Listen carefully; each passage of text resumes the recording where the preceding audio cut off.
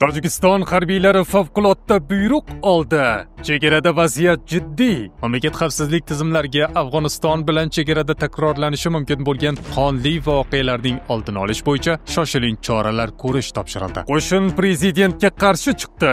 Ukraina qurolli kuchlari Donbassni tark etmaydi. Bu bizning yerimiz. Ukraina jangchilari Donetsk viloyatidagi pozitsiyalarni tark etish buyrug'i bo'lsa ham bunga rozi emasliklarini aytdi. Ukraina Rossiyaning yashirin flotiga qaqshatqich zarba berdi. Qozog'iston tashqi ishlar vazirligi buni ikki davlat munosabatlariga putur yetkazuvchi holat deb baholadi va keskin norozilik bildirdi. Netanyahu prezidentdan afv so'radi. U qamalishi mumkin.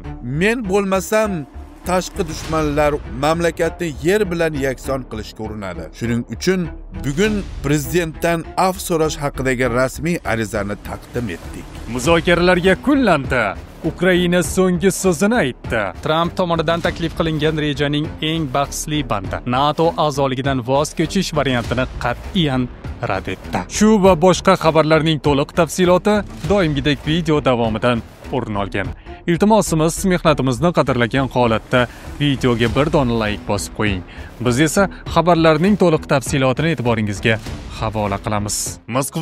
Moskva oblasti va Sankt-Peterburgdagi hamyurtlarimizga 10 yillik ish stajiga ega ishonchli registratsiya va dokument xizmatlarini taklif qilamiz. Registratsiya, uni продление qilish, трудовой договор, uydamleniya, spravkalar, proverka bazalar va yana 20 ga yaqin xizmatlarimiz mavjud. Muhim eslatma, Amini ilovasi ishlamayotgani sababli registratsiya qilmaganlar zudlik bilan ushbu ishonchli xizmatdan foydalaning. Hoziroq ekraningizdagi raqamlarga qo'ng'iroq qiling yoki WhatsAppdan yozing. O'zbekistondan uncha uzoqda bo'lmagan ikki davlat, Tojikiston va Afg'oniston chegarasida so'nggi kunlarda qonli to'qnashuvlar xavotirli darajada avj oldi.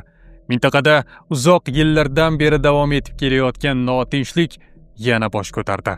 Chegara hududlariga yo'naltirilgan o'q uzilishlar, qurolli guruhlar harakati va begona kuchlarning keskinlashayotgan bosimi Markaziy Osiyoda xavfsizlik muvozanatini larzaga keltirmoqda.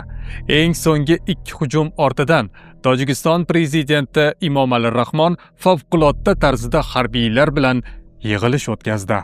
Tojikiston hududida ketma-ket sodir bo'lgan ikki qurolli hujumdan so'ng prezident Emomali Rahmon kechiktirib bo'lmaydigan favqulodda yig'ilish o'tkazdi. Mamlakat xavfsizlik tizimlariga Afg'oniston bilan chegarada takrorlanishi mumkin bo'lgan qonli voqealarning oldini olish bo'yicha shoshilinch choralar ko'rish topshirildi. So'nggi haftada Afg'oniston tomonidan Tojikiston hududiga 2 marta o'q uzildi. Hujumlar oqibatida jami 5 nafar Xitoy fuqarosi o'ldirildi. Yana bir necha kishi jarohatlandi. Bu voqealar butun mintaqada xavfsizlik bo'yicha qizil chiroq yonganini anglatmoqda. Prezident Rahmon Afg'oniston fuqarolarining noqonuniy, provokatsion va xavfli harakatlarini keskin qoralar ekan. Mas'ullarga shunday vaziyat yana takrorlansa, Tojikistonning javobi keskin bo'lishini eslatdi. Birinchi hujum 26 noyabr kuni tunda Shamsiddin Shohin tumanidagi Shohin SM mas'uliyati cheklangan jamiyati ishchilar bazasiga qilindi. 3 nafar Xitoy fuqarosi o'sha yerning o'zida halok bo'ldi. Ikkinchi hujum 1 dekabr kechasi Darvoz tumanining Beshxarf jamoasida takrorlandi. Yo'l qurilishida ishlayotgan 2 nafar Xitoy fuqarosi nishonga olingan va o'ldirilgan. Dastlabki ma'lumotlarga ko'ra, hujumchilar yana Afg'oniston hududidan kirib kelgan. Tojikiston hukumatiga ko'ra, bu hujumlar tasodif emas, ular chegaradagi nazoratning sinovdan o'tayotganini anglatadi. Rasmiy Dushanbe bunday tajovuzga endi toqat qilinmasligini bildirib, xavfsizlik kuchlariga maksimal tayyorgarlik ko'rish bo'yicha buyruq berildi. Ukraina Rossiyaning kutilmagan joyiga zarba berdi. Bu galgi nishon sanksiyalarni chetlab o'tish uchun yashirincha ishlatib kelingan Soya floti bo'ldi. Bu oddiy hujum emas, videolarda dronlar tankerlarga shiddat bilan yaqinlashib, bir necha soniyada portlashlar sodir etadi. Bu voqea nafaqat Moskvaning yashirin neft tizimini larzaga keltirdi, balki Qozog'iston va Turkiyani ham o'rtaga tortib, ikki davlatni ham Ukrainaga qarshi qilib qo'ydi. Dengiz dronlari ikkita neft tankeriga yaqin kelib portlagan. Bu jarayon videolarda ham aniq ko'rinadi. Turkiya ma'lumotiga ko'ra, zarba Kayros va Virat nomli tankerlarga berilgan. Ular Gambiya bayrog'i ostida yurgan, ammo aslida Rossiya neftini yashirin tarzda tashib kelgani aytiladi. Hatto Virat nomli tanker ertasi kuni yana nishonga olingan. Turkiya ekipajga zarar yetmaganini, yong'in chiqmaganini qayd etdi. Ukraina xavfsizlik xizmati tankerlarda neft bo'lmaganini, ular Novorossiyskdagi terminalga ketayotganini ta'kidladi. Ukraina dronlari bu kemalarni ishdan chiqarib 70 million dollarlik tashish quvvatini yo'q qilganini aytmoqda. Turkiya hujumlarni qoralab, bu holat iqtisodiy xavfsizlik, hududga tahdid ekanini bildirdi va diplomatik muzokaralarni boshlaganini ma'lum qildi. Rossiyaning yashirin flotiga ilk katta zarba. Bu flot ko'pincha eski, egaligi noaniq va sug'urtasi shubhali bo'lgan kemalardan yig'ilgan. Ular Rossiya neftini sanksiyalarni chetlab tashish uchun foydalaniladi. Ukraina ommaviy axborot vositalari bu operatsiyani Ukraina maxsus xizmati amalga oshirganini bildirgan. Demak, bu kichik hujum emas, balki ancha puxta o'ylangan zarbadir. Novorossiysk porti ham nishonga aylandi. Qozog'iston jiddiy norozi. Ayni paytda Novorossiyskdagi port infratuzilmasi ham zararlangani tasdiqlandi. Bu terminal orqali Qozog'iston eksport qiladigan neftning 80% dunyoga jo'natiladi. Bir nechta yuklash qurilmalari ishdan chiqqan, ishlar vaqtincha to'xtagan. Qozog'iston tashqi ishlar vazirligi buni ikki davlat munosabatlariga putur yetkazuvchi holat deb baholadi va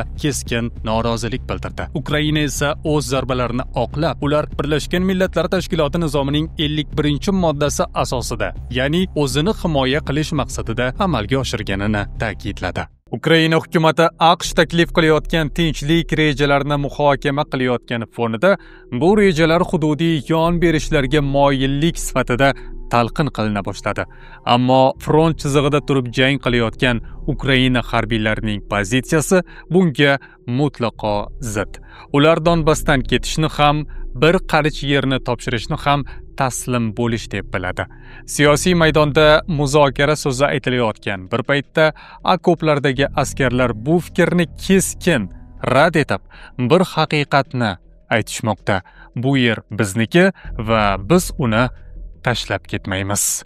Bu bizning yerimiz. Ukraina jangchilari Donetsk viloyatidagi pozitsiyalarini tark etish buyrug'i bo'lsa ham, bunga rozi emasliklarini aytdi. Ukrainaning sharqiy va janubiy hududlarida xizmat qilayotgan askarlar AQSh prezidenti Donald Trump qo'llab-quvvatlayotgan Rossiyaga hududiy yon berishlarni o'z ichiga olgan tinchlik rejasi haqida keskin fikr bildirdi. Ularning aytishicha, Donetsk viloyatidagi pozitsiyalarni hatto buyruq bo'lsa ham tark etishga tayyor emaslar. Bu haqda NBC News xabar bermoqda. Pokrovsk yaqinida xizmat qilayotgan va dron bo'linmasini boshqarayotgan katta serjant Vladimir Rijovskining aytishicha, taklif etilgan reja Ukraina harbiylari uchun qabul qilib bo'lmaydigan darajada. U ta'kidlashicha, hujjatning dastlabki variantiga ko'ra, Donbass yoki Donetsk va Rossiya nazoratidagi Lugansk viloyatlari amalda Rossiya hududi sifatida tan olinishi kerak bo'lgan. Bu hech qanday reja emas. Bu haqiqiy taslim bo'lish. Bu yerda muhokama qilinadigan hech narsa yo'q.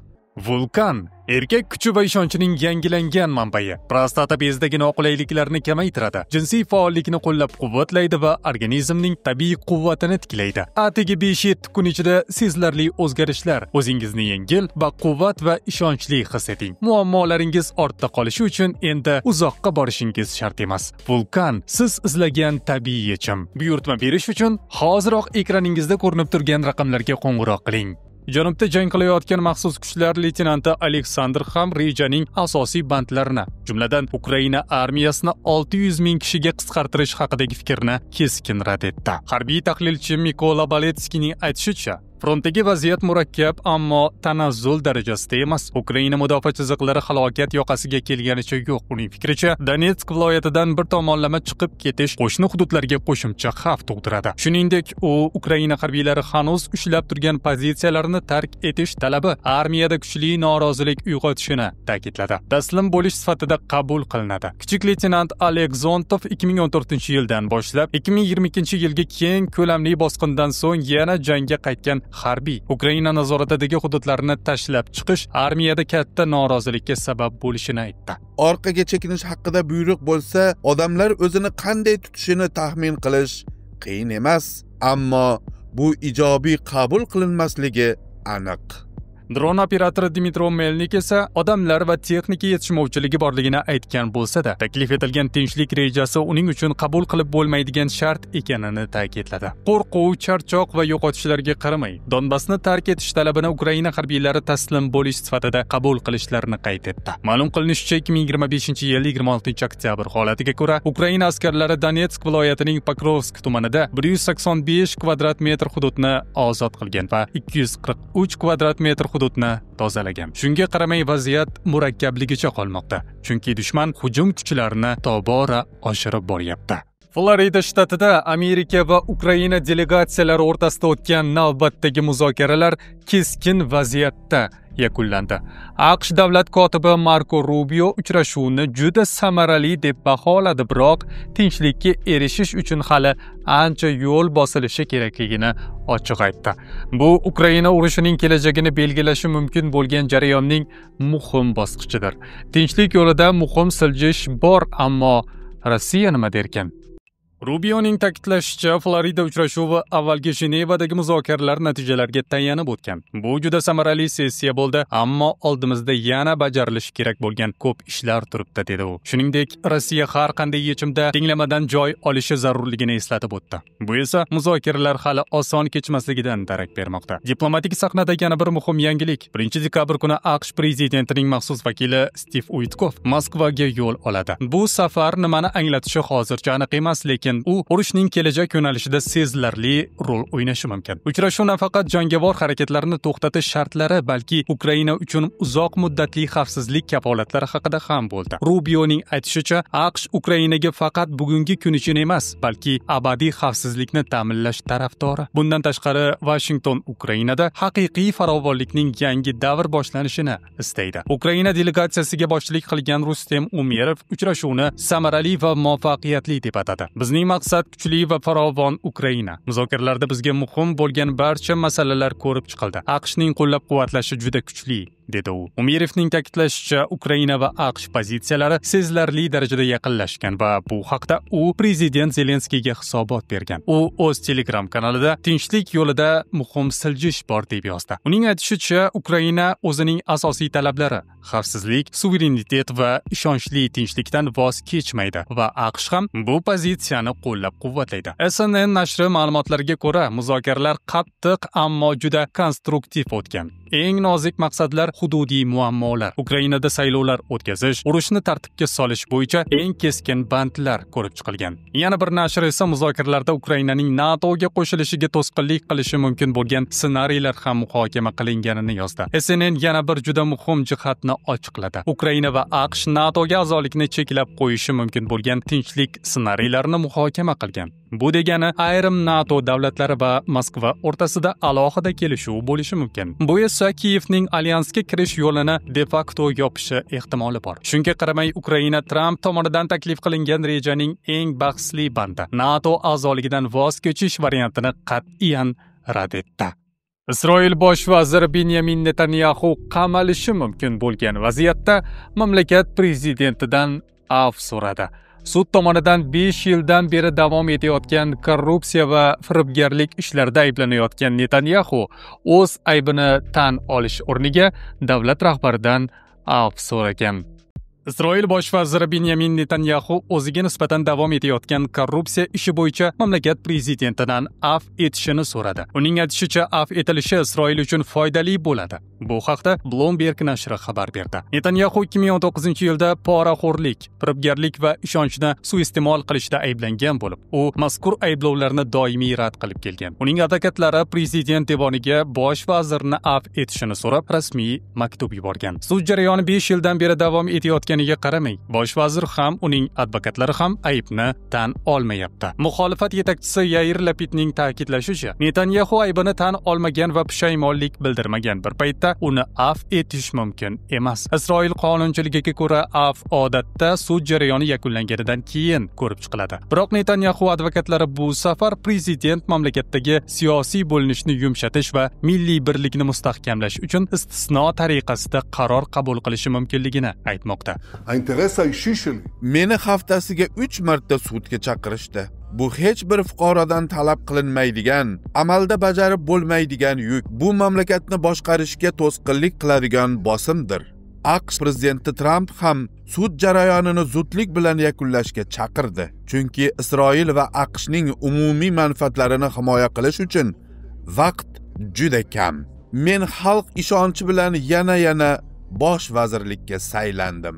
Menga yuklangan vazifa aniq: Isroil xavfsizligini saqlash.